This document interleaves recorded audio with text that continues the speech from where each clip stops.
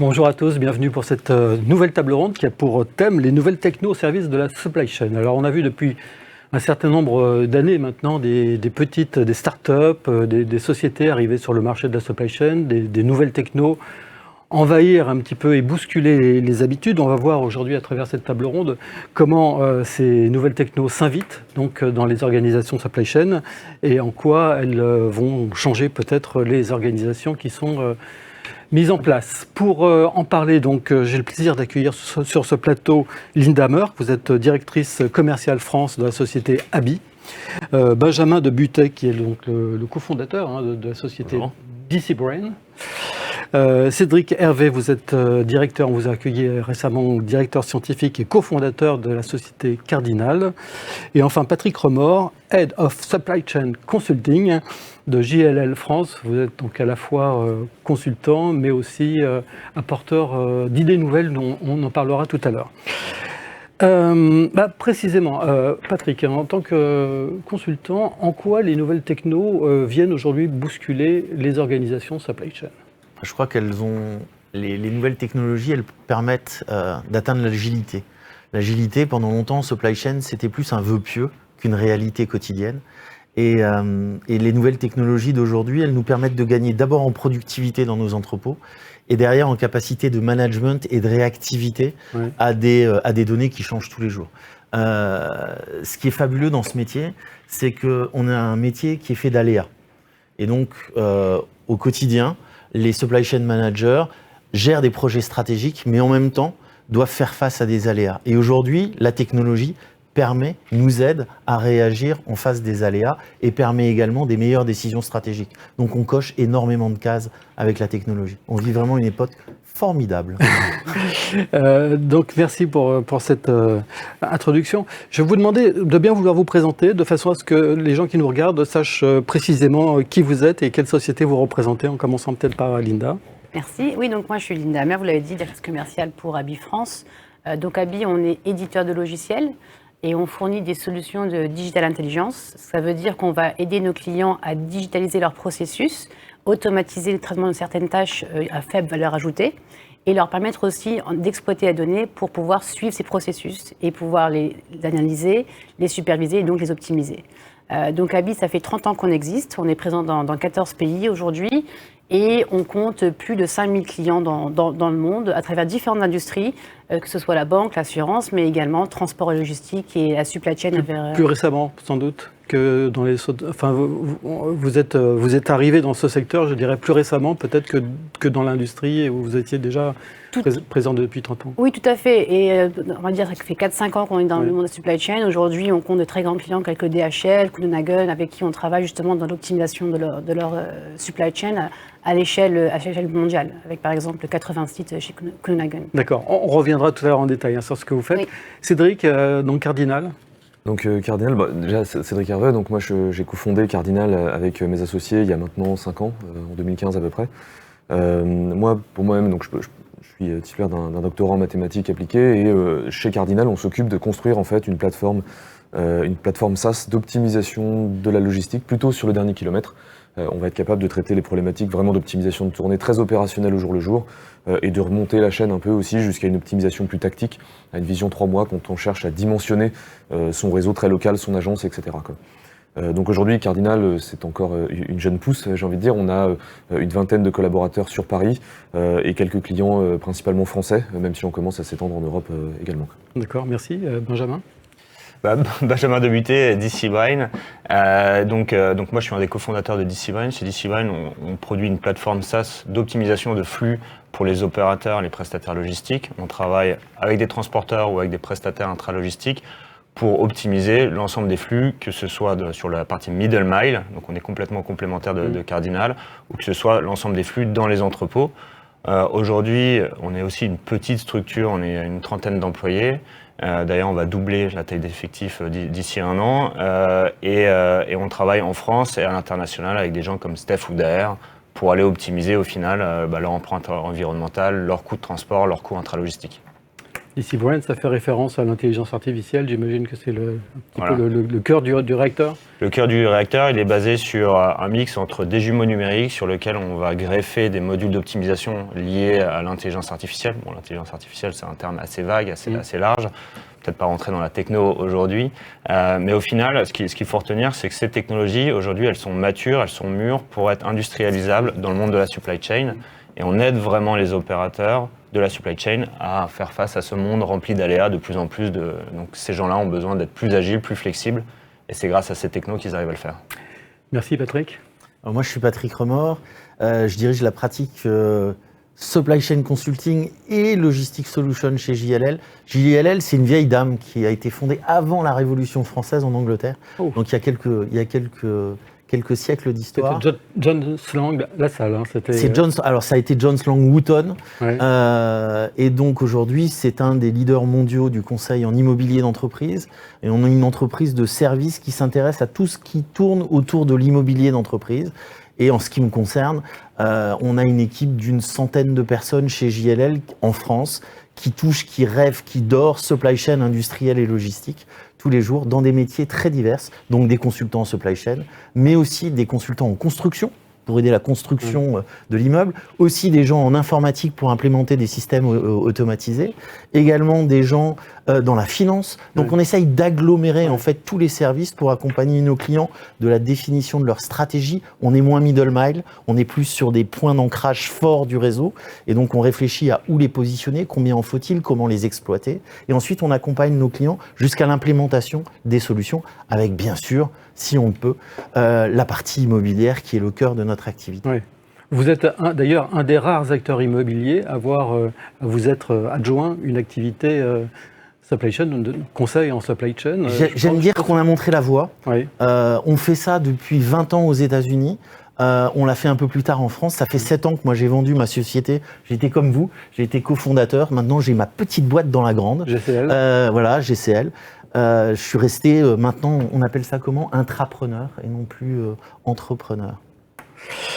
Très bien, merci. Alors dans la petite introduction de Patrick, l'agilité a été évoquée. Est-ce que c'est un mot aussi sur lequel vous souhaitez réagir ? Agilité, réactivité, visibilité aussi peut-être.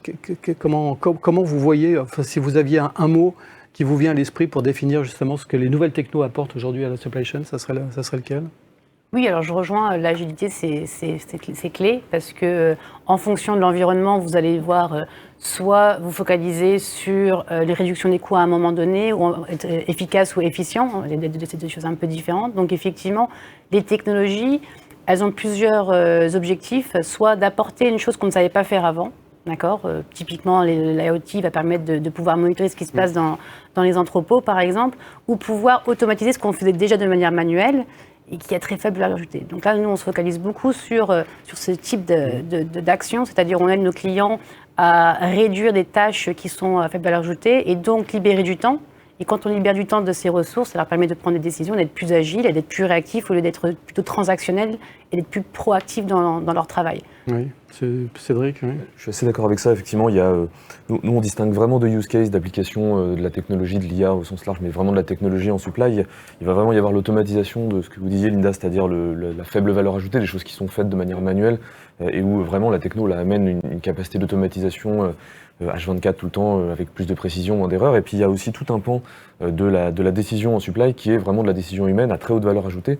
On a coutume de voir, nous, des opérateurs gérer chaque jour à l'échelle d'une année, pour des millions d'euros en fait, de coûts de transport, etc. Et c'est laissé dans la main de personnes qui sont quelque part un peu démunies, qui ne sont pas forcément outillées pour gérer ça. Et donc là, on est vraiment sur de la décision à très haute valeur ajoutée, et la techno peut vraiment amener de l'aide à la décision à ce niveau-là. Faut bien, par contre, ne pas se tromper de use case, c'est-à-dire que l'automatisation doit s'arrêter là où commence vraiment l'intelligence humaine, et nous, on y est très fortement confrontés quand on amène une techno d'optimisation, et je pense que ça doit être assez similaire chez DC Brain, c'est-à-dire que à partir du moment où on amène une machine capable de suggérer des décisions, on peut être tenté de passer le pas de quelque part retirer l'humain de la boucle pour que la machine décide, parce qu'elle va le faire tout le temps mieux, etc. Et c'est pas le cas en pratique. On a vraiment besoin, sur ces use cases un peu haut niveau, de trouver la bonne interaction avec l'humain pour que les deux, que la machine profite vraiment à l'humain et vice versa. Jamais, oui.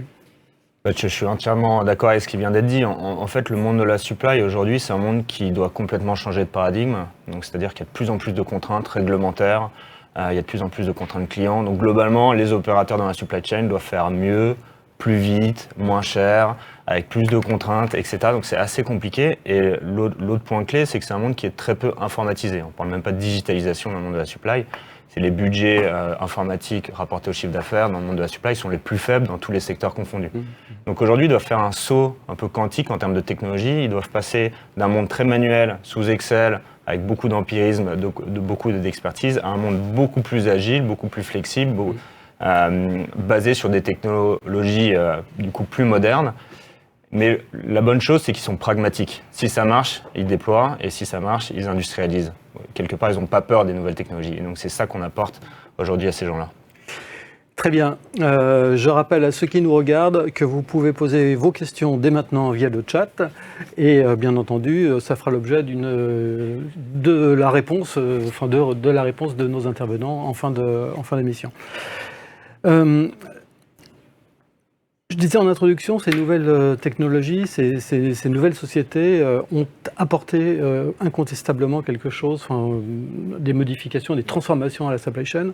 J'aimerais savoir ce que vous, en particulier, quelle est votre valeur ajoutée, qu'est-ce que vous avez apporté à la supply chain pour apporter un mieux.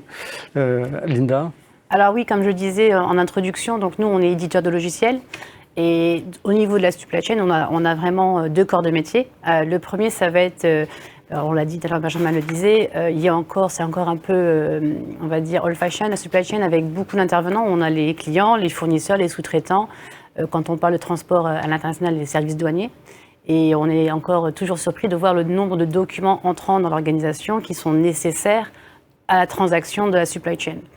Donc nous, on s'est focalisé pendant les 30 dernières années à automatiser l'arrivée de ces documents dans l'organisation, donc les classifier, saisir les données dans les systèmes métiers. Donc vraiment des tâches qui étaient de faible valeur ajoutée, beaucoup d'erreurs parce que c'était saisi manuel. Donc aujourd'hui, on automatise tout ça. Nous, on s'est traité plus de 200 langues. Donc c'est ce qui nous a permis, par exemple, d'accompagner DHL, Conagle vraiment à l'international et de retirer ces tâches des personnes sur les sites. Et donc, de pouvoir donner du temps. Il y a deux types de temps que je vois. C'est le temps des personnes pour faire autre chose. Et je disais, passer d'un mode de transactionnel à un mode de gestion d'exception et de gestion justement des problèmes qui arrivent tous les jours dans ce métier.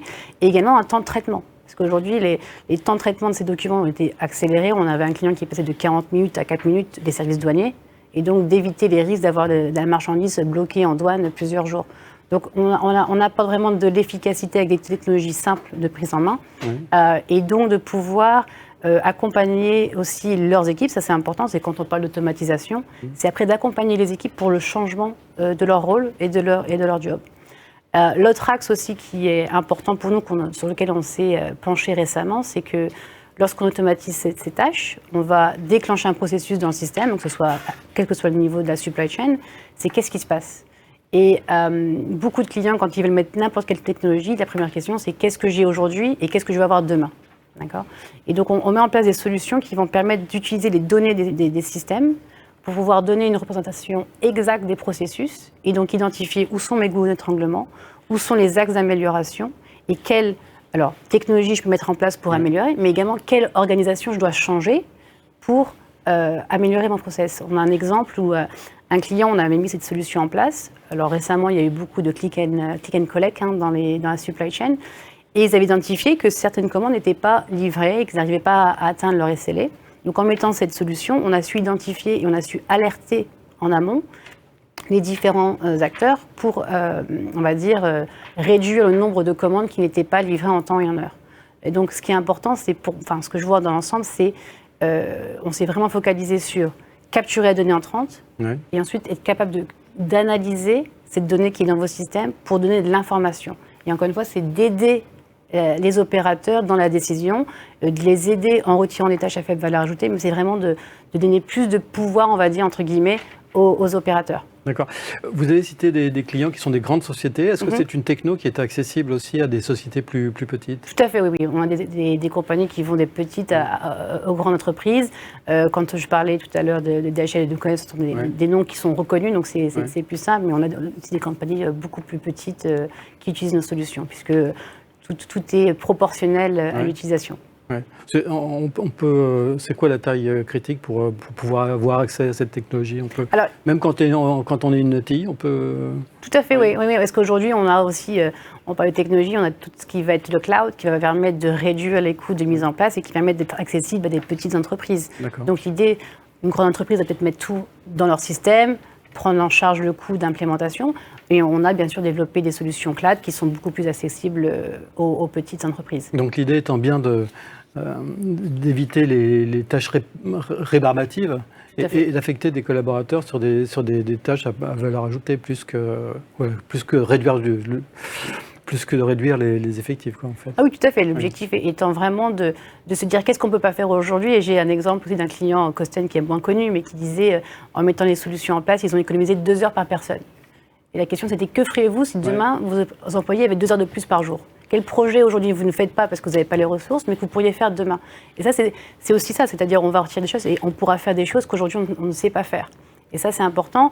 Et le point que je voulais insister là-dessus, c'est lorsqu'on met nos technologies en place, il est aussi important que le client se pose qu'est-ce que je vais faire de mes employés, dans le sens où comment je vais les accompagner dans le changement. Oui, c'était un peu le sens de ma question. Oui, tout à fait. C'est très important, quelle que soit la technologie, je pense, c'est d'accompagner les utilisateurs dans le changement, parce que la supply chain va changer, les rôles vont changer, et parfois, on a rencontré des clients qui ont fait la même chose pendant 40 ans, et c'est dur de changer les idées, et ça, c'est aussi un point important dans la technologie. Merci. Cédric, alors, Cardinal, qu'est-ce que Cardinal apporte de nouveau, de mieux à la supply chain? Alors de nouveau et de mieux, plusieurs choses, enfin en tout cas on l'espère. C'est vrai que l'optimisation de tournée en soi, c'est pas quelque chose de nouveau et on était très frappés, nous, quand on a démarré Cardinal, de constater qu'il y avait une très forte sous-utilisation de ces techniques, voire pas d'utilisation du tout, malgré des tentatives répétées souvent des gros acteurs qu'on rencontrait d'avoir essayé d'implémenter ce genre d'approche. Et souvent, quand il y avait un logiciel d'optimisation de tournée, il servait plutôt à faire de la planification manuelle qu'à vraiment exploiter des algorithmes d'optimisation. Donc, on est parti de ce constat-là, on essaie de comprendre pourquoi. Et l'une des raisons principales, c'est que ces technos étaient sans doute pas assez matures. Et Benjamin a raison de mentionner la maturité des technos qui aujourd'hui arrivent au bon point. C'est-à-dire que avec la technique qui s'améliore et la meilleure compréhension qu'on a aussi du terrain, ça fait qu'on arrête de prendre les clients et leurs données pour ce qu'on espère qu'elles soient, et on les prend vraiment pour ce qu'elles sont. C'est-à-dire que c'est une donnée qui est souvent pas terrible, pas très complète, qui est très tributaire aussi des clients de nos clients, et donc ils récupèrent un écosystème qui est vieillissant, parfois en train de se moderniser, et si on attend le client parfait pour commencer à amener de la valeur, on travaille jamais. Et donc l'idée, c'est vraiment de travailler, de partir de ce point de départ qui est des clients qui ont une donnée qu'est-ce qu'elle est et avec laquelle il va falloir composer. Ce que font d'ailleurs les opérationnels au quotidien.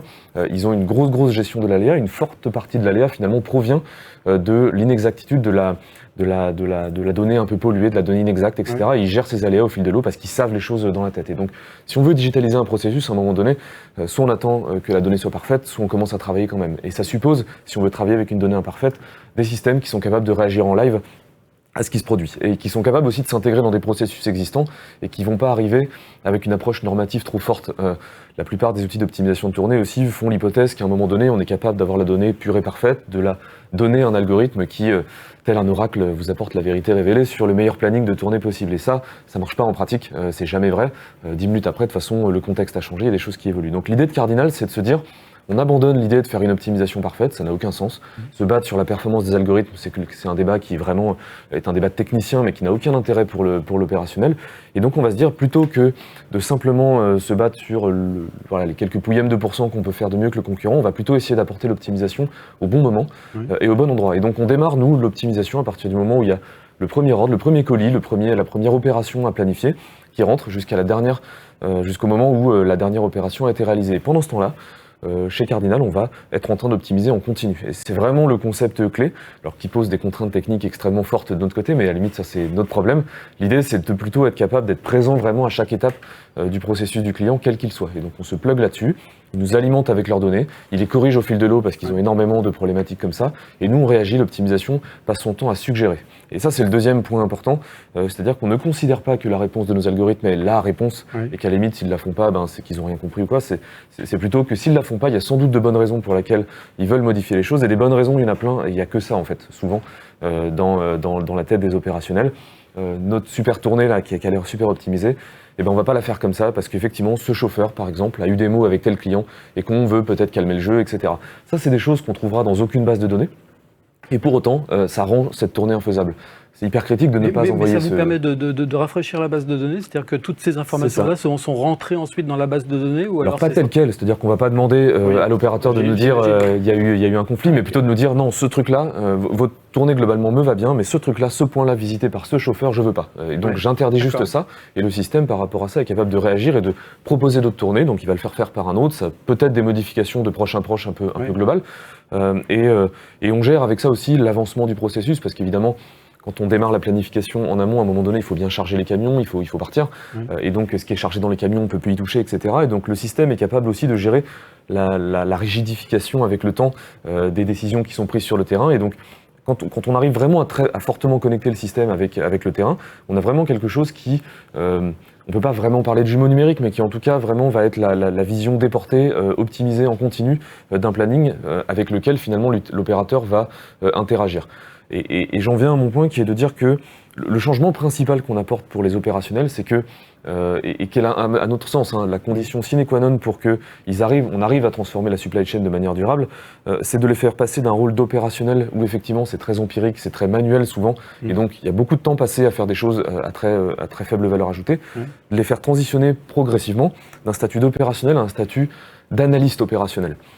De rajouter cette dimension analytique dans leur travail par effectivement l'apport de données, d'informations comme disait Linda, et aussi de recommandations sur lesquelles ils sont capables de travailler et avec lesquelles ils peuvent interagir. La compréhension de ce qui se passe en fait, et puis l'interprétation en termes opérationnels. Exactement. Et donc, on fait énormément de choses comme ça chez Cardinal, c'est-à-dire qu'à partir du moment où ils vont, par exemple, ne pas vouloir que telle chose soit faite telle que l'algorithme le recommande, non seulement on va être capable de leur faire une recommandation, de leur donner l'impact aussi de ce choix qu'ils vont faire. Parfois, ils font des choses parce qu'ils n'ont pas forcément compris la totalité de ce que l'algorithme a pris en compte. Et effectivement, en testant des hypothèses, on est capable de leur dire « Ok, effectivement, ça marche, mais 10 points plus loin, on est en retard à tel endroit et c'est pour ça qu'on a fait ça comme ça. » Et donc, de proche en proche, il y a un dialogue qui s'instaure, qui n'est pas sur le plan des mathématiques ou de la technique, parce que c'est un dialogue qui n'a pas d'intérêt pour l'opérationnel, mais qui se situe vraiment sur le plan de son métier, des impératifs que lui a, des petits arbitrages aussi stratégiques, parfois commerciaux, qu'un opérationnel peut gérer de son côté et qu'un algorithme ne sera jamais capable de considérer.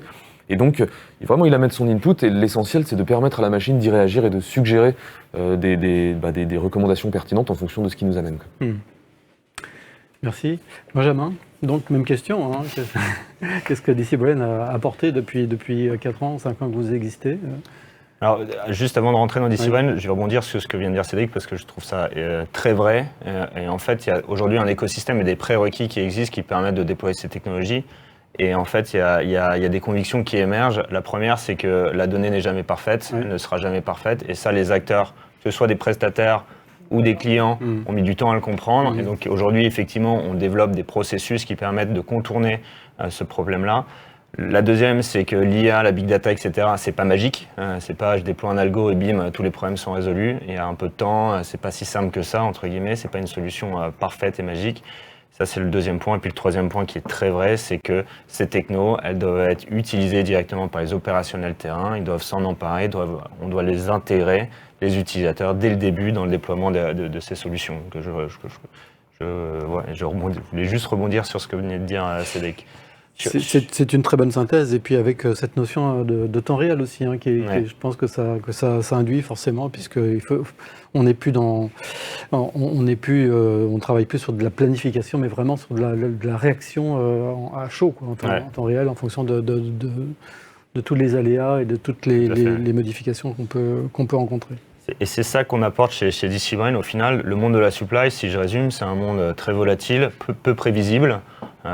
Savoir qu'il va y avoir une canicule dans une semaine, c'est compliqué à savoir, et donc ça va avoir un impact sur tous les produits climato-sensibles, avec énormément de contraintes réglementaires, contractuelles, il faut délivrer pour les clients, et globalement, dans un monde très volatile, avec énormément de contraintes contractuelles, la solution, c'est de dimensionner sur le pic, c'est-à-dire que je vais positionner, définir une infrastructure qui répond à tous les cas de figure. Sauf qu'évidemment, ça coûte très cher et que c'est compliqué. Et du coup, on essaie d'optimiser, bon an, mal an, etc. Donc l'optimisation dans la supply chain, ça n'existe pas depuis 5 ans, ça existe depuis tout un tas d'années, évidemment. Ce qu'on permet de faire chez DCOne, comme tout un tas d'entreprises, c'est d'aller vraiment dans ce côté optimisation dynamique d'une infrastructure par rapport à des aléas, par rapport à des contraintes. Typiquement, aujourd'hui, on travaille avec des transporteurs pour faire de l'optimisation middle mile. Aujourd'hui, les plans de transport, donc tout ce qui est middle mile, globalement, c'était optimisé sur une maille annuelle. Donc, on va les dimensionner l'ensemble des lignes, on va les dimensionner l'ensemble des agences par rapport à des flux prévisibles sur la prochaine année. Nous, ce qu'on va permettre de faire, c'est vraiment d'aller adapter toute cette infrastructure transport par rapport à des flux beaucoup plus précis, des prédictions beaucoup plus précises. In fine, le gain, c'est évidemment un impact environnemental, moins de camions sur la route, un impact coût. Ce qui est bien important à comprendre, c'est qu'aujourd'hui, le chiffre clé, c'est le taux de remplissage des camions en Europe, c'est 65%. Donc un tiers des camions qui sont globalement vides. Donc il y a du retour à vide, il y a des camions qui ne sont pas parfaitement pleins. L'autre façon de le voir, c'est qu'on pourrait transporter la même chose avec un tiers de camions en moins sur les routes. Et donc il y a des vrais enjeux, encore une fois, en termes de coûts et en termes d'environnement, sur comment est-ce qu'on va adapter cette infrastructure transport à des vrais volumes à transporter. On fait aussi la même chose en intralogistique, où on va aller optimiser l'infrastructure interne, donc le dispositif en particulier en termes de ressources humaines, par rapport à des flux, en termes de planification, préparation, des colis, des commandes, etc. Voilà. Ouais. C'est pas que de la techno, donc là on voit bien que si vous pouvez vous adapter à la fois au flux de transport qu'à l'intralogistique, derrière il y a quand même de l'humain pour bien comprendre le process et adapter la techno à la solution, enfin à la problématique plutôt. De toute façon, une techno en soi ne va pas résoudre un problème, c'est enrobé, et en fait on parle plus, nous on vend plus une techno, on vend un outil clé en main, packagé, qui permet de répondre à des problématiques métiers, avec de la valeur. Encore une fois, le monde de la supply est un peu techno-agnostique, c'est-à-dire que ce soit de l'IA, du deep learning, reinforcement learning, machine learning, ils s'en foutent un peu, des expressions. L'important c'est quelle valeur, quel ROI, quel impact pour mes clients, pour mes métiers, etc. Donc oui. Entre la vision que vous aviez de cette société au moment où vous l'avez créée, donc il y a 4-5 ans, et maintenant, est-ce que ça vous a conduit à changer un petit peu la vision que vous aviez de cet univers de la supply chain et adapter l'outil par rapport à des problématiques que vous n'aviez pas forcément anticipées au départ? C'est vrai qu'on vient du monde académique, donc on avait créé une technologie qu'on a voulu mettre sur le marché, puis après on s'est rendu compte qu'en fait, une technologie, ça suffit pas, il fallait un outil, il fallait une expertise, etc. Donc ça ne marchait pas très bien. Ce qui a été compliqué, un peu la vraie leçon, ça a été de se rendre compte de l'état quand même assez peu avancé en termes de gestion de données, de suivi de données, etc. Donc effectivement, on pense qu'on est dans un monde parfait en termes de données. En fait, pas du tout. Les choses sont pas du tout digitalisées. Il y a plein d'informations qui manquent. Typiquement, suivre le réaliser, savoir exactement ce qui a été transporté dans un camion individuel, c'est compliqué comme information aujourd'hui. Se rendre compte de ça, ça a amené plein de choses chez DCOne. Donc on a adapté les processus, on a adapté la façon de gérer la donnée ou de contourner son absence pour pouvoir, in fine, apporter des résultats robustes aux clients. Merci.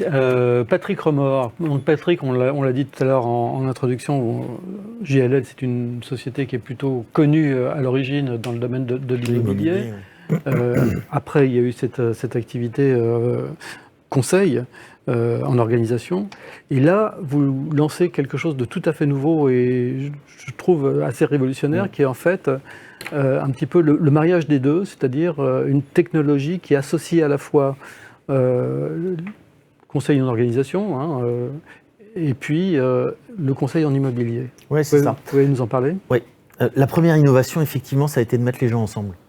Avant de penser techno, on a pensé à faire travailler les gens ensemble parce que la base de cette réflexion, c'était de dire, et c'est toujours le cas, quand il y a une décision immobilière qui est prise en matière de supply chain, c'est jamais une décision immobilière. C'est d'abord une décision supply chain. Donc si on ne parle que l'immobilier, en fait, on ne parle pas la langue.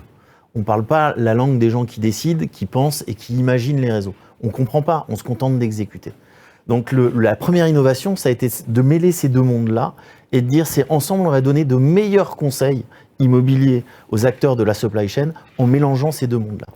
Et là, on a cherché à aller plus loin, on a digitalisé le parcours. On a digitalisé totalement la réflexion. Et donc aujourd'hui, notre innovation, elle revient en 2 heures de temps, repenser son réseau. Et là, on utilise de la techno.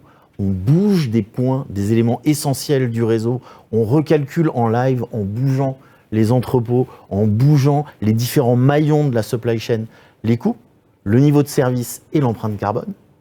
Et ça va nous permettre de cibler une zone de recherche. Parce qu'on n'est pas là pour optimiser finement. On est là pour finalement, je dirais, envisager des scénarios différents, réfléchir, simuler en live et se dire, ce scénario-là, finalement, comment je le matérialise? Quelle est ma bonne zone de recherche? Où je veux consolider des activités. Aujourd'hui, on a beaucoup de projets immobiliers qui sont liés à des consolidations de sites. J'avais 5 entrepôts, je change de stratégie, j'en ai 2. J'avais 5 entrepôts qui étaient dédiés par type d'activité. Je fais 2 entrepôts régionaux. Ça me permet d'aider ma résilience. Je suis plus résilient, j'ai de la redondance dans mon réseau et je risque moins je mets moins à risque mon service client. Donc une fois qu'on a travaillé ce réseau, eh bien, on va prendre le point de recherche, on va donner un rayon et à partir de là, on va aller prendre l'immobilier existant dans la zone. Les bâtiments existants, les projets existants, sur des gros bâtiments de plus de 10 000 m², mais également dans la ville sur les ELU.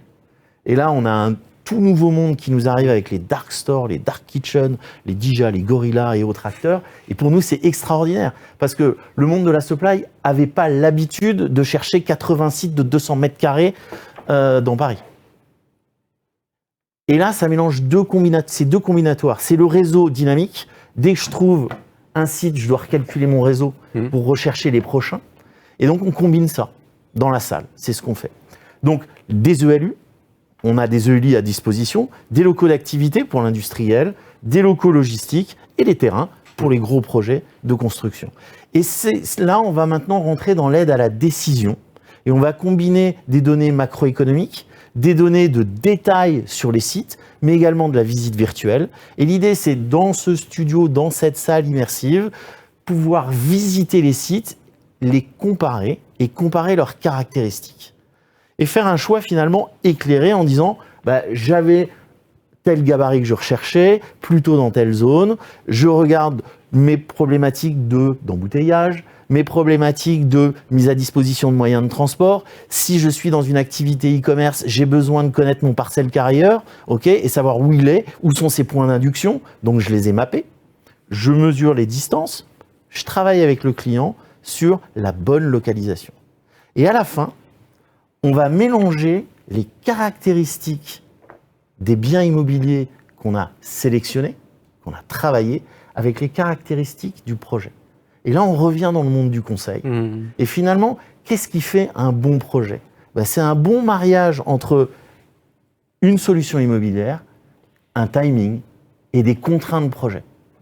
L'outil, on l'a appelé Decisio. Ça fait 5 ans qu'on le fait. On le faisait en Excel. Pour être très clair. Ça fait 5 ans qu'on le faisait en Excel. Aujourd'hui, on fait ça en digital, dans une salle, et le tout en 2 heures. Mais la data, elle est très importante aussi. Enfin, j'imagine que c'est quelque chose qui... Grave. Alors, la data, en fait, elle a plusieurs sources. Elle est publique, pour certaines. On est sur le trafic branché sur Google, il n'y a pas de secret. Elle est publique, on a acheté des données d'Oxford Economics pour pouvoir comparer plein de pays entre eux, parce que l'application est pan-européenne, elle n'est pas que franco-française. On a de la data propriétaire, tout ce qui est immobilier. Vous doutez bien que c'est notre les Anglais disent c'est le beurre de mon petit déjeuner. C'est vraiment c'est le cœur de notre métier. Ensuite, on est branché sur la NPE pour regarder les marchés de l'emploi. On est branché sur plein de données, plein de sources de données. Plein de sources de données.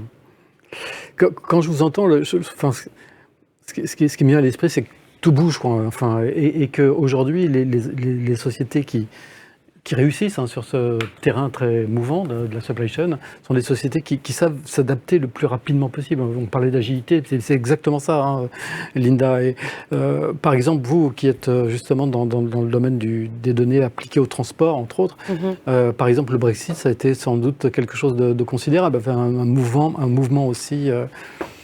Oui, effectivement, il y a eu des questions qui se sont posées avec le Brexit, les douanes qui allaient se remettre en place, la documentation, comment on allait gérer. Et tout le monde a su se mettre rapidement à jour. Et effectivement, les technologies sont là quand on les maîtrise. Et c'est ça qui est important, c'est que nos clients doivent prendre la main sur les technologies qu'on leur apporte. L'idée, c'est vraiment de passer le savoir auprès de nos clients, qui prennent la main et qui arrivent à s'adapter aux changements environnementaux, conjoncturels. Le mieux possible et le plus rapidement possible. Tout à fait, oui. Et le plus simplement. C'est vraiment ce qui me frappe. Ce qui est curieux aussi, c'est que quand on parle de data, on voit à quel point c'est important. Et en même temps, vous dites, oui, mais attention, parce qu'elles ne sont pas toujours exactes. Enfin, c'est assez paradoxal, quoi. Si je peux rebondir juste sur la data, parce que j'ai quand même 20 ans de conseil derrière moi. Quand on faisait une étude de réseau, j'allais dire traditionnelle, et on en fait encore, on passe 50% de notre temps à bosser sur la data du client, qui est, je le confirme, toujours perfectible, on va dire ça comme ça, et on passe un temps mais incroyable à mettre le business du client en équation. Et c'est plus de la moitié du projet, et donc du temps, alors que finalement la valeur ajoutée, elle est après. C'est quand on va jouer avec les scénarios qu'on va apporter de la valeur ajoutée. Mais quand on décompose la valeur de la mission, c'est un bon 60% sur quelque chose qui finalement pourrait être press button, quoi. Tout à fait. Puis même, il y a la data d'un côté, c'est vrai, qui est perfectible, c'est le mot. Et cette data, en fait, on s'en sert pour aussi alimenter un modèle. On a souvent une approche très modélisante, on le fait chez Cardinal, je pense que c'est le cas chez vous tous, c'est-à-dire qu'on essaye de se dire, on modélise de façon, et c'est toujours idéalisé, c'est ça qui est important de bien voir, c'est que nos modèles de supply chain sont idéalisés, ils ne sont pas la réalité. Et on va exploiter des données qui sont déjà perfectibles pour les mettre dans un modèle qui modélise de manière imparfaite la réalité. Et donc c'est là tout l'intérêt de l'ALEA et de la capacité à réagir en live, c'est que la capacité à réagir en live n'est pas seulement pour gérer des aléas physiques métiers qui se produisent, mais pour aussi gérer les imperfections du modèle qui, de proche en proche, va essayer de se caler sur la réalité. Et effectivement, la maturité de la technologie, pour moi, c'est d'avoir compris ces deux choses-là. La donnée n'est pas parfaite, et les modèles que la techno apporte ne sont pas la vérité.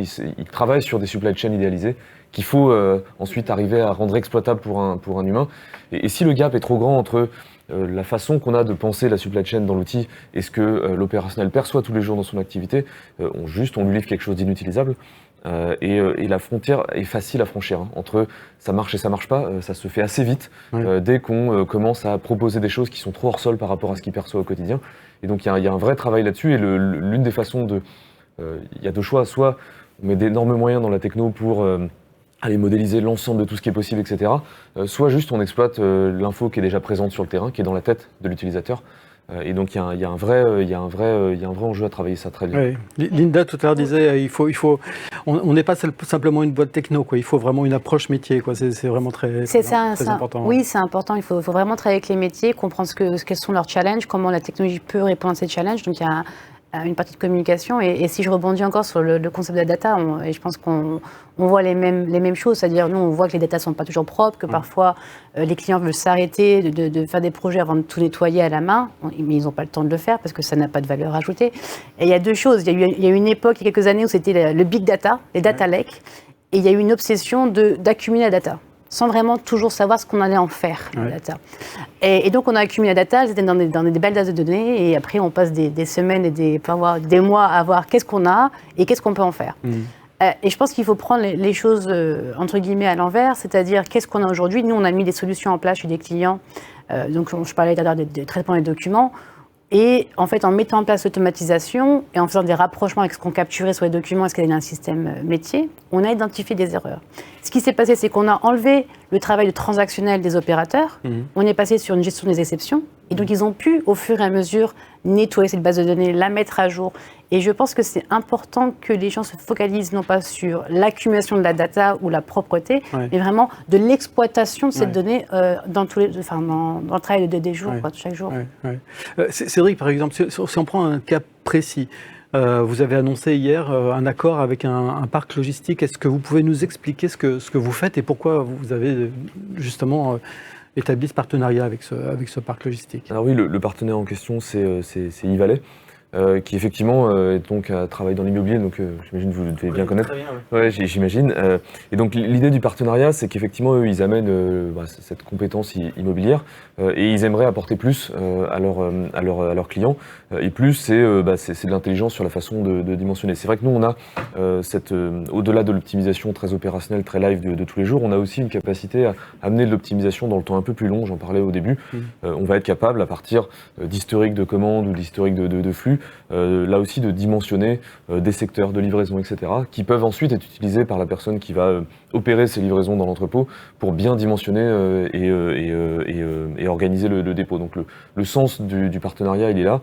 C'est que Yvalet va être capable de proposer les services de la technologie Cardinal pour vraiment réaliser ces optimisations et pour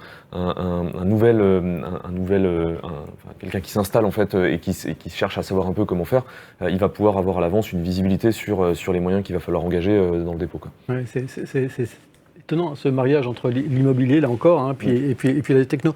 C'est un accord que vous avez l'intention de faire avec d'autres parcs logistiques, par exemple? Sans doute, oui, parce que ça a du sens en fait. L'idée, c'est que enfin, la démarche est originale en tel cas.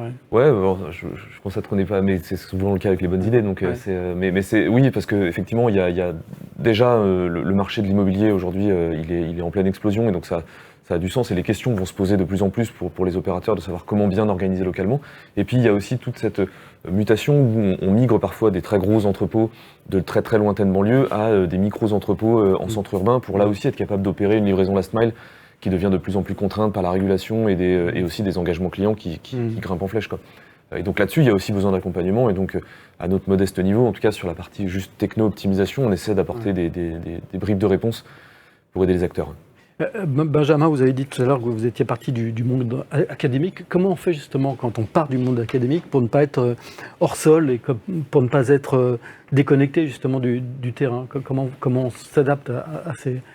Je pense que c'est globalement une question de méthodologie, et puis de se rendre bien compte qu'entre le monde académique et la vraie vie, il y a un petit écart. On n'est pas dans le monde idéal.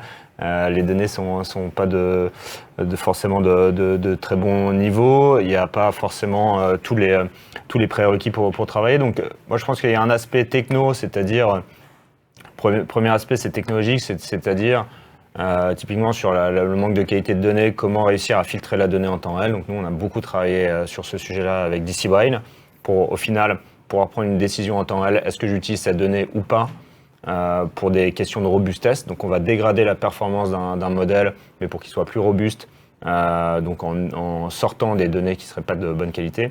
Et puis il y a un aspect qui est important, qui est l'aspect méthodologique, c'est-à-dire que nous, tous nos projets, on les mène sur site avec nos clients, on travaille avec les utilisateurs, parce que sinon ça ne marche pas. Je veux dire, dans le monde de la supply, je crois que Patrick, c'est ça que vous disiez tout à l'heure, je veux dire, tout le monde, ils sont sous l'eau, à peu près tout le monde, tout le temps. Il y a des aléas tout le temps à gérer, donc toutes les journées, ils sont en mode réactif, donc c'est compliqué après d'aller faire de la prospection technologique, d'aller avancer, etc. Donc nous, on passe du temps avec nos clients pour avancer, et on le fait sur le terrain avec nos clients, avec les utilisateurs, parce que sinon ça ne marche pas du tout, quoi. Vous êtes une trentaine de personnes actuellement. Tout à fait. Comment vous voyez votre développement? Parce que les startups en ce moment font beaucoup de levées de fonds. On a assisté ces 2-3 dernières années à des levées de fonds assez spectaculaires. Est-ce que c'est encore quelque chose que vous souhaitez faire pour vous donner encore plus de moyens pour vous développer? Alors le modèle de l'ultra levée, c'est pas notre modèle chez DCBrain. Nous, on a levé un petit peu d'argent en 2018 et le but, c'était de consolider nos positions de marché et revenir à la rentabilité en 3 ans, ce qu'on a réussi à faire, et, avec des clients, avec des partenaires au final qui sont assez forts et qui nous accompagnent. Et puis là, on est en train de relever aussi un montant assez faible, donc environ 5 millions d'euros, pour partir à l'international, pour implémenter des équipes qui permettront justement de travailler avec les clients à l'international. et puis revenir à la rentabilité. On n'est pas dans un modèle de, entre guillemets, fuite en avant, on lève pour combler les pertes d'hier. Nous, ce qu'on veut, c'est travailler avec nos clients, qui soient satisfaits, qui gagnent de l'argent avec nous, et puis après, on va progresser avec eux. Oui, même question à Cardinal. Oui, c'est un peu la même chose. Effectivement, on a levé un tour en série, en seed il y a maintenant 2 ans. Et là, effectivement, l'ambition, de toute manière, plutôt que la fuite en avant perpétuelle, on essaie vraiment, nous, de consolider la techno, de la prouver, de s'assurer qu'effectivement, les clients aient la valeur et ils l'ont. Donc, c'est vraiment ça qu'on essaye de faire. Après, évidemment, on va se poser la question de l'expansion. Et là, effectivement, on ira aussi rechercher un tour pour pouvoir financer au moins cette expansion-là. Mais l'idée, le préalable, à mon avis, indispensable, c'est effectivement d'avoir la techno qui fonctionne et d'apporter la valeur qu'on a promis, tout simplement, quoi. Merci. Je me tourne vers la régie pour voir si nous avons des questions. Hervé, en avons-nous? Alors, bonjour à tous. Alors, une question plus particulièrement pour Cardinal et DC Brain. Quelle maintenance ou quel support SAV nécessite ce type de solution? Très rapidement, il y a un support informatique entre guillemets, comme d'habitude, comme n'importe quel éditeur de logiciel. Et en revanche, ce qui change, c'est qu'il y a un support de modèle, c'est-à-dire qu'on va piloter, suivre la performance des modèles au fil de l'eau, et on va aller identifier des modèles dont la performance se dégrade, et puis après, on va aller corriger ces modèles. Et avec une interaction évidemment humaine, la décision elle est prise par l'utilisateur. Oui. On a un modèle assez similaire, c'est-à-dire qu'au-delà du support informatique classique, on va aussi apporter une grosse expertise modélisation et on s'assure que chez nous, on a, sans prétendre avoir l'expertise métier de nos clients, en tout cas une très bonne compréhension qui doit, dans l'idéal, être au moins aussi bonne que celle de nos clients sur la problématique pour, quand ils nous soumettent des problèmes, être capable de leur suggérer les bonnes solutions techniques de notre côté pour ne pas les laisser seuls face à l'outil. Parce que la clé, effectivement, non seulement ça change tous les jours, mais ça change aussi dans le temps très long. Et donc, ils ont des nouveaux enjeux qui pointent et il faut qu'on soit sans cesse à l'écoute pour y réagir. Donc, on a un fort accompagnement aussi métier et méthodologique autour des solutions. Qu'est-ce que ces nouvelles technologies, Patrick, justement, changent en termes de recrutement, de compétences métiers? Est-ce que ça implique pour les entreprises d'embaucher des gens qui ont des compétences particulières, notamment dans le domaine du traitement de la data ou de l'intelligence artificielle? C'est des profils complètement différents, des métiers différents, avec des équipes qui sont dédiées. Chez JLL, on a développé l'outil en interne. Donc on a une équipe de développement qui est basée à Malaga pour le côté exotique. Et donc on a des gens qui développent les solutions, on a des gens qui traitent la data, dont c'est le métier, et puis on a des gens qui gèrent surtout la qualité de la data. Parce que je rejoins vraiment ce que vous disiez tout à l'heure, Linda, la gabegie de la data, on en est revenu. Le tout, c'est d'essayer de travailler vraiment de la cohérence et essayer de la travailler en amont. Une fois de plus, on connaît tous l'expression shit in, shit out, si je peux me permettre. On peut avoir le plus bel algorithme du monde, si on plug de la data qui n'est pas terrible, le résultat ne sera pas bon. Donc oui, l'émergence de nouveaux métiers, absolument. Oui. Linda, est-ce que vos clients, est-ce que le fait de faire appel à vos services implique pour vos clients l'embauche de collaborateurs ou de profils différents, ou est-ce qu'on peut assez facilement, avec les équipes existantes, s'adapter à vos méthodes, à votre technologie? Alors oui, nous, on a fait un très gros travail sur ce qu'on va appeler le développement de solutions low-code, no-code au maximum. Essayer en fait de rendre ces technologies accessibles à des non-techniciens au maximum. Je ne dis pas que c'est aujourd'hui quelque chose qui est à 100%, parce que rien n'est à 100%, on le disait tout à l'heure. Mais l'idée, c'est de réduire le gap. L'idée pour moi, c'est vraiment de réduire le gap entre l'équipe IT et l'équipe métier. Historiquement, il y avait un peu une cloison entre les deux. Et pour moi, c'est un effort qui doit être fait des deux côtés. C'est-à-dire que les IT doivent mieux comprendre les métiers, mais les métiers doivent aussi un peu plus comprendre les IT. Et donc, il y a des recrutements, certes, au niveau, je pense, de data scientists, des data analysts qui vont peut-être un petit peu être au milieu et justement aider cette communication et créer un pont entre les deux milieux. Mais je pense que l'IT aussi doit faire un effort pour mieux comprendre les métiers et inversement. Et l'idée, c'est aussi... Pour moi, ça doit rentrer dans la stratégie des compagnies de se dire comment on fait pour créer une culture qu'on appelle data-driven en anglais. Ouais. Et ça veut dire quoi? Ça veut dire que quand on a des challenges et qu'on parlait tout à l'heure de prise de décision, la prise de décision doit être faite sur des données, pas juste sur l'expérience du utilisateur, parce que j'ai l'habitude de travailler avec ce fournisseur, donc je vais faire comme ça, ou mon expérience ou mon ressenti. Et ce qu'on voit quand les compagnies font ça, il y a deux choses. Un, on a des réactions qui sont plus rapides au niveau des prises de décision, mais aussi vous avez, entre guillemets, une communication qui est plus fluide dans l'organisation. Et un consentement ou entre guillemets des décisions en groupe qui sont prises plus rapidement parce que finalement tout le monde est au même niveau, on n'a plus des workshops qui prennent des heures avec des post-it sur les murs pour ne serait-ce que se mettre d'accord sur ce qui se passe en fait. Et ça c'est quelque chose qu'on a beaucoup vécu et l'idée c'est vraiment d'arrêter d'avoir ces conversations. Qu'est-ce qui se passe ? On sait ce qui se passe, on a donné, on voit. Maintenant qu'est-ce qu'on prend comme décision ? C'est hyper important ça je pense. Ce qu'Abby amène je pense c'est cette capacité, et j'en parlais tout à l'heure, de basculer d'un mode où l'opérationnel résonne de manière empirique à un mode analytique vraiment, et c'est pas rien en fait comme switch. Souvent on a des gens qui ont énormément de métiers, énormément de connaissances et qui doivent basculer dans un monde où finalement il faut regarder la donnée pour peut-être challenger ce qu'on pensait, ce qu'on prenait pour acquis, et donc c'est des changements qui sont pas simples à opérer. Et là la conduite du changement, Linda en parlait, c'est quelque chose d'assez important. Ouais. Comment vous voyez le futur ? Est-ce que, on parle beaucoup d'intelligence artificielle depuis quelque temps, c'est vrai qu'on a du mal un petit peu à voir comment tout ça est en train de se mettre en place. Il y a eu beaucoup de POC, on s'interroge, on essaye de voir ce qui marche pas. Comment est-ce que vous pensez que l'intelligence artificielle est vraiment quelque chose qui va, qui va se développer rapidement, qui va s'imposer sur le marché de la supply chain. Éventuellement, quels sont les autres technos que vous voyez apparaître ? Globalement, en fait, je pense qu'on est en train de vraiment changer de paradigme. Je rappelle que le monde de la supply, les opérateurs, transport et intralogistique, c'est souvent des entreprises qui se sont créées et ont grandi par consolidation, par achat d'entreprises et par investissement.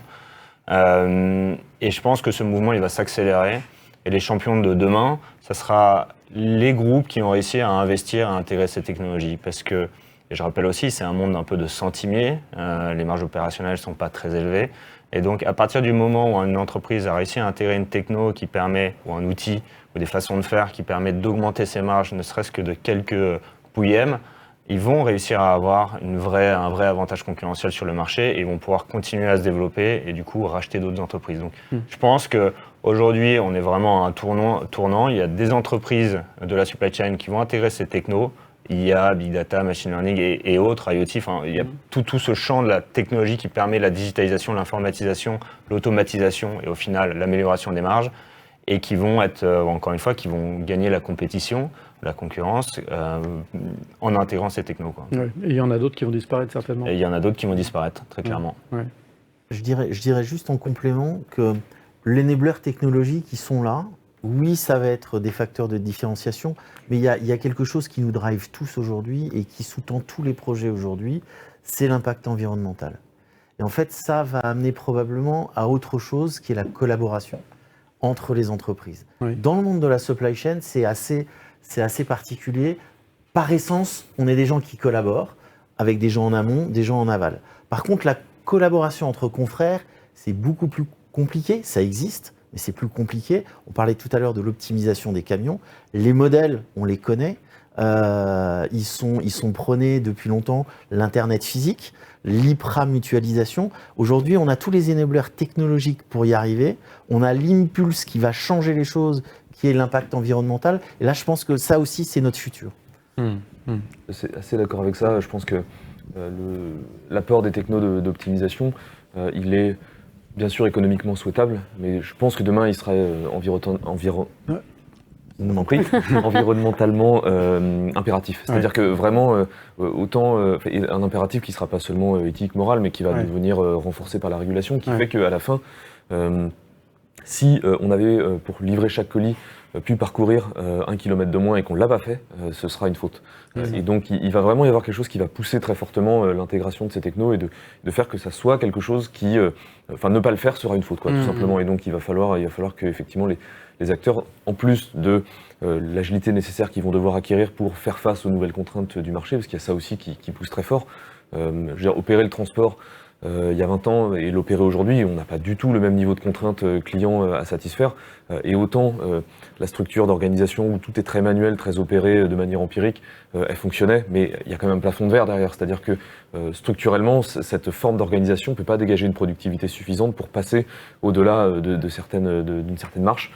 Et effectivement, là, on est en plein dedans, il y a une vraie difficulté. Des acteurs comme Amazon mettent la barre extrêmement haut et tout le monde est en droit d'attendre, en tout cas, se met à attendre le même niveau de productivité par ailleurs. Demain sur ce plateau. Il faudra qu'ils se rendent compte de l'impact que ça a eu, parce que c'est vrai qu'aujourd'hui, tout le monde est attendu là-dessus. Et en fait, l'organisation classique ne peut pas supporter ce genre de productivité. Une autre question, Hervé. Quel est votre retour d'expérience concernant la RPA dans le domaine de la supply chain ? Oui. Je veux bien prendre ce point. Donc, donc la RPA, ce qu'on appelle le Robotic Process Automation, c'est une technologie qui est arrivée il y a quelques années sur le marché avec des grands acteurs. Il y a eu la blockchain à un moment, la RPA est arrivée. La RPA a vraiment vocation à automatiser des tâches à faible valeur ajoutée, des tâches qui se passent sur le desktop de l'opérateur, des choses simples. Nous, personnellement, chez Abi, on travaille beaucoup avec les acteurs de RPA. Puisque, comme beaucoup de technologies, ils ont d'abord automatisé certaines tâches et puis très vite ils se sont rendus compte qu'il y avait du document qu'ils ne savaient pas faire, et donc on fait des partenariats avec eux pour justement aller automatiser davantage. Beaucoup sur ce qui va être du back-office, des gens de services partagés souvent dans les grandes organisations. Et donc l'expérience fait que la RPA seule en soi a fait son travail. Aujourd'hui, elle collabore avec des compagnies comme les nôtres pour aller plus loin. Et si je reviens sur le sujet d'aujourd'hui, les technologies, je pense que c'est important que les technologies parlent entre elles. C'est-à-dire que c'est pas la RPA toute seule ou c'est pas l'IoT toute seule qui va changer la supply chain. D'accord ? Et c'est la combinaison de ces différentes technologies et l'intégration de ces différentes technologies qui vont faire que on va pouvoir vraiment faire un gap entre ce qu'on a aujourd'hui et ce qu'on aura demain. Les partenariats, on en fait avec différents, on en parlait, la collaboration. Nous, on essaie beaucoup de faire des partenariats technologiques avec, entre autres, les acteurs du RPA, mais d'autres technologies, pour vraiment inclure quelque chose qui va être packagé au maximum pour le client et donc faciliter la mise en production à l'échelle par nos clients. Non, je n'inspire pas plus que ça. Pas d'autres questions pour le moment, Hervé ? Ok. Est-ce que, quand on parle de technologie, il n'y a pas quand même un préalable ? C'est déjà bien maîtriser les prérequis, les basiques en supply chain. Est-ce que finalement, on a vu tout à l'heure que la part de l'humain restait quand même fondamentale ? Est-ce qu'il n'y a pas une nécessité toujours à revenir finalement sur les fondamentaux ? Patrick, peut-être ? Je serais tenté de dire qu'on automatise ce qu'on maîtrise bien, ce qu'on connaît bien. Oui. Donc la compréhension fine de ce qu'on veut automatiser, elle est essentielle. Et à la fin, le métier ne change pas. Il s'est extrêmement complexifié, mais finalement, je vais me recentrer un peu sur l'exploitation de l'entrepôt. On fait un ensemble de tâches simples. Ce qui le rend complexe, c'est le temps qu'on a pour le faire. Mais c'est un enchaînement de tâches super simples. On dépote un camion, on charge, on stocke à un moment, puis on reprend le colis, on l'ouvre. Aujourd'hui, on l'ouvre, avant, on ne l'ouvrait pas. Manipuler des palettes et des colis. On l'ouvre, on le prend, on le remet dans un colis, on ferme un colis. C'est très simple tout ça. Mais l'automatisation de ce process-là, il est extrêmement complexe parce que les données changent sans arrêt et parce qu'on organise en commerce des pics incroyables. On prend souvent l'exemple de la journée des célibataires, où en une journée, c'est plusieurs dizaines de milliards de dollars. C'est 18 milliards de dollars en 24 heures. En Chine, Oui, en Chine, oui. Mais comment peut-on organiser une supply chain pour un pic pareil ? C'est juste impossible. Donc les fondamentaux du métier ne changent pas. Okay ? Par contre, la complexité d'analyse pour automatiser, pour avoir une automatisation résiliente, est complexe. Et ce qui est fabuleux, c'est qu'avant, on avait, au XXe siècle, des technologies qui finalement avaient des capacités finies, des bras qui bougent, qui se déplacent, etc. Aujourd'hui, avec les robots, avec l'intelligence artificielle, on a amené la flexibilité à moindre coût. Light automation. C'est extra. Moi, je ne fais plus les entrepôts aujourd'hui comme je les faisais hier. C'est qu'avec le même jeu de données, je travaille différemment. Et on amène de la souplesse, de l'agilité, de la flexibilité. Donc, on a les mêmes fondamentaux métiers, mais on est vraiment aidé par la techno. Vraiment. Hervé, une question? Oui, comment rendre visible l'offre de vos technos pour les mettre en face des besoins clients? Comment les rendre visibles? En participant à cette table ronde. Exactement. Par exemple. Par exemple. Oui, j'imagine, ou en participant à des salons, C'est ça. Ou Entre autres. en organisant des webinars. Hervé, oui, encore une question? Oui. Quel est le temps pour un projet de développement d'un site logistique et quels sont les critères clés pour valider une implantation? Alors, ça, je pense que c'est peux une question prendre. pour Patrick. Ouais, je peux prendre. Ça va dépendre, pour les critères les plus importants, ça va vraiment dépendre du projet. Plus on est. Un critère qui revient de plus en plus, c'est la mise à disposition de la main-d'œuvre. Quand on fait des gros bébés pour le e-commerce, on sait qu'on va avoir plusieurs milliers de personnes en pic qui vont travailler. La question, c'est est-ce que je suis capable de les mobiliser? Est-ce que je suis capable de trouver déjà un socle de 900 personnes? Et ensuite, est-ce que je suis capable d'aller chercher des gens pendant les pics d'activité? Donc le bassin d'emploi est clé. Quand on fait un entrepôt un peu plus traditionnel et moins e-com, on va aller chercher du 300 personnes, 400 personnes. On se pose les mêmes questions. Niveau de qualification, disponibilité, flexibilité. Donc la main-d'œuvre, c'est vraiment quelque chose d'important. Ensuite, j'en parlais tout à l'heure, la capacité d'injecter les dans un réseau de transport. C'est important pour les cut-offs. Okay, les promesses de ces géants du e-commerce et de toutes ces startups dans ce domaine, c'est toujours plus vite. Et ce toujours plus vite, nous en entrepôt, de moins en moins de temps pour faire le job, comme je le disais tout à l'heure, et plus je suis proche de mon réseau de transport, et plus je retarde le cut-off, et mieux je me porte. Et enfin, heureusement, malheureusement, ça c'est une question de fond, finalement, ce n'est pas forcément le projet qui choisit le terrain, c'est plutôt le terrain qui choisit le projet, parce que des terrains, il y en a de moins en moins en France. Il y a une loi contre l'artificialisation, contre la non-artificialisation des sols, et on la comprend, parce qu'il est important de garder des terres agricoles, etc. Mais les consommateurs que nous sommes, avec l'évolution des modes de consommation, on veut toujours plus de logistique. Donc il y a un moment où il faut trouver des solutions. On sait que dans un monde omnicanal, on a besoin de 30% de plus de mètres carrés que dans un monde traditionnel. Ben, ces mètres carrés, il faut bien qu'on les fasse quelque part. Donc la disponibilité du foncier, c'est quand même quelque chose de clé dans un projet de création d'entrepôt. Les friches industrielles, on en parle de plus. Ah ouais, pour nous, c'est j'allais dire l'Eldorado. C'est là où on va pouvoir retravailler. Et chez JLL, c'est des choses qu'on imagine. Et donc, on est allé chercher des gens spécialisés dans la démolition, dans la dépollution, pour justement traiter la friche industrielle, aider le propriétaire de la friche à prendre une décision stratégique. Merci à tous les quatre, merci d'être venus sur ce plateau pour nous parler des nouvelles technos. Les maîtres mots, je ne sais pas si on peut dire que c'est agilité, rapidité, adaptabilité. Voilà. En tous les cas, moi j'ai bien noté une chose, c'est que la donnée n'est jamais parfaite et que l'intelligence artificielle, c'est pas magique. Merci beaucoup, merci à tous de nous avoir suivis et à très bientôt pour un nouveau plateau de Supply Chain Village.